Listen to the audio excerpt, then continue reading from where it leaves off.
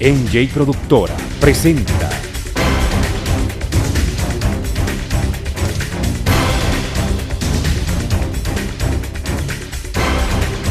Justicia para Todos, un compromiso social con usted, con el ciudadano.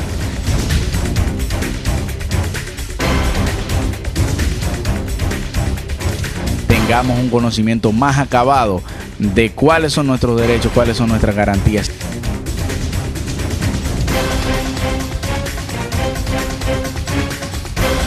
Muy buenas tardes, amigas y amigos. Sean bienvenidos a una entrega más de Justicia para Todos, que es un compromiso social con usted, con el ciudadano.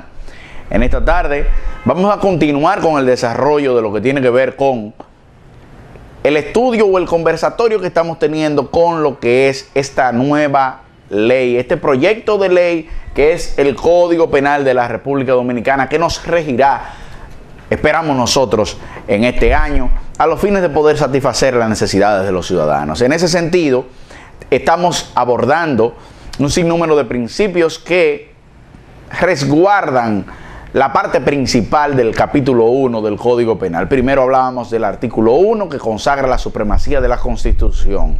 Segundo, el artículo 2, que nos trata exclusivamente la primacía de los principios que embisten el derecho penal per se. Y luego empezamos en el artículo 3 a ver a cada uno de esos principios que son los que rigen todos los articulados que conoceremos posteriormente. Lo primero que tengo que decir es que hablábamos del principio de legalidad, donde decíamos que ese principio de legalidad siempre exigirá que exista la norma, que tengamos una ley que prohíba la conducta o que mande la acción para que pueda configurarse la omisión. De lo contrario, entonces estaremos ante la violación del principio de legalidad si se produce una sanción frente a una persona que no ha cometido una conducta descrita o frente a una persona que no se le ha mandado por ley a actuar de una manera debida o de una manera que se exprese en una norma.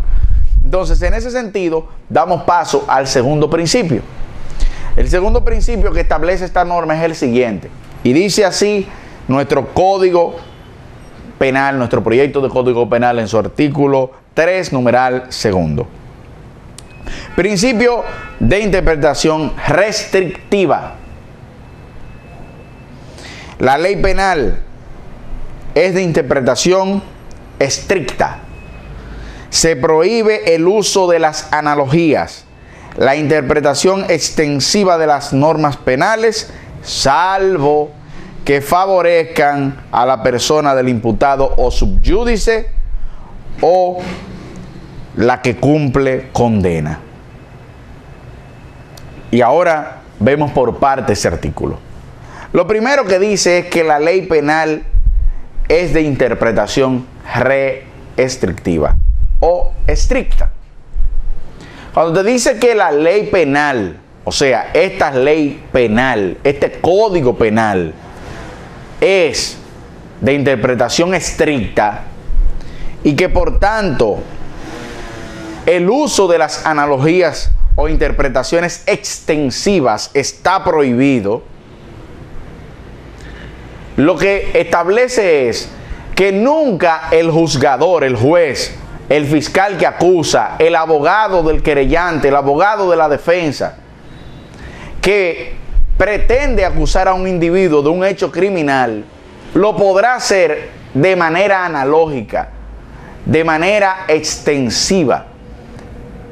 Y esto quiere decir que usted no puede, una conducta de una persona, el hecho de un agente realizar, un agente culpable realizar una conducta, usted no lo puede hacer parecer otro. Y me explico. Si habláramos de un robo, y sabemos que el robo agravado implica la nocturnidad, la pluralidad de agentes, o si habláramos del asesinato, y el asesinato implica una premeditación, la acechanza, y estamos hablando de que entonces, fundamentado precisamente en esos elementos principales que son los que hacen distinto al robo simple, del robo agravado y del homicidio al asesinato, nunca podrá ni el juez, ni los fiscales, ni el abogado de la defensa, ni el abogado del querellante, ni la fiscalía, ni nadie podrá de manera extensiva hacer una interpretación de la ley de ese tipo penal en concreto para entonces poder condenar a la persona. Y me explico.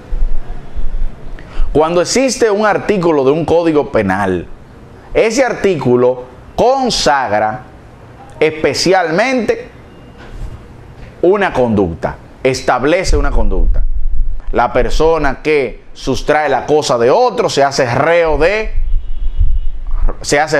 robo, comete el robo y por tanto tendrá una sanción. Pero describe una conducta, la persona que toma la cosa de otro sin su consentimiento. Entonces, una vez nosotros vemos esa descripción que está establecida en el artículo, no podemos analógicamente agregarle cosas. ¿Y a qué nos referimos? Por ejemplo, si la persona tomó la cosa, si la persona se robó los plátanos, se robó el dinero, se robó la pasola, pero no lo hizo de noche, no lo hizo con otros coimputados, con otras personas para caracterizar la pluralidad de agentes, no lo hizo con uso de armas, entonces la interpretación extensiva, la analogía sería usted querer poner un caso como si fuera otro. Porque en el caso de este robo se parece al caso de fulano. No lo permite el Código Penal. No permite la comparación, esas analogías, sino más bien que se circunscribe al litigante, al juzgador, a que tiene que valorar lo que pasó. Y lo que pasó se prueba en el tribunal. ¿Con qué? Con medios probatorios que pueden ser testimonios, que pueden ser pruebas documentales, y entre las pruebas documentales están las videocámaras que capturan el robo. En las pruebas documentales están documentos. En el testimonio aparece el que escucha y el que ve. Y esa es la modalidad bajo la cual la persona podrá ser sancionada y demostrada su caracterización del tipo. O sea, el hecho de capturar de manera total o abarcar de manera total ese tipo penal en concreto. La nocturnidad sí se probó a través de la cámara de video o a través del testimonio de fulano. La pluralidad de agentes, sí, aquí hay un testigo de que eran dos, uno que iba en la pasola y otro que fue el que iba atrás y se desmontó y me quitó la cartera o le quitó la cartera a la persona. Y fundamentado en eso, entonces, hacemos prueba y con base a esa prueba el juez dice, sí, esta persona cometió robo, esta persona cometió asesinato, esta persona cometió secuestro, esta persona cometió sicariato, esta persona cometió X conducta. Pero tiene que estar descrita en una ley y no puede ser de interpretación extensiva ni analógica, como ya explicábamos. La última parte es muy interesante porque dice que no se realizará esta interpretación extensiva ni analogía, salvo favorezca al imputado subyúdice o al condenado. O sea, que el derecho penal contempla que solo se podrá hacer una analogía por parte del juez o de los que estemos en el proceso y interpretación extensiva cuando sea a su favor.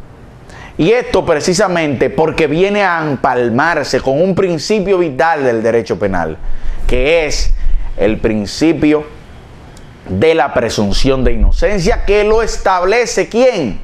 La Constitución Dominicana, que ya vimos en el artículo 1 del Código mismo Penal, cómo establece esa supremacía de norma.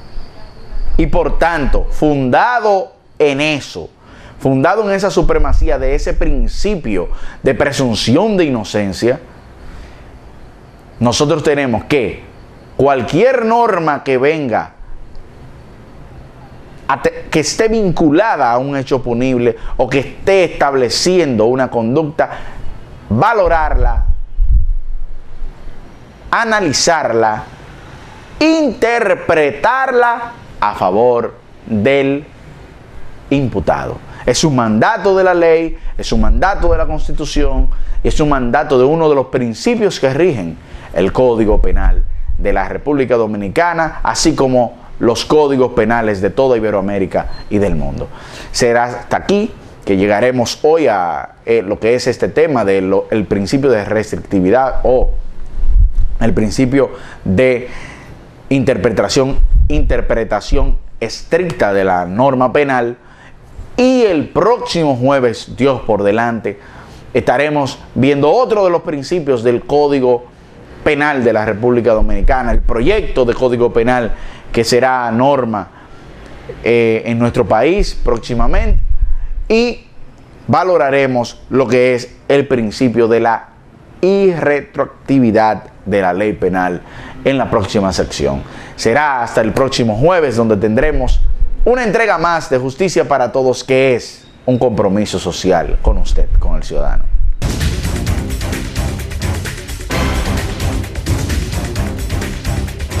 Tengamos un conocimiento más acabado de cuáles son nuestros derechos, cuáles son nuestras garantías.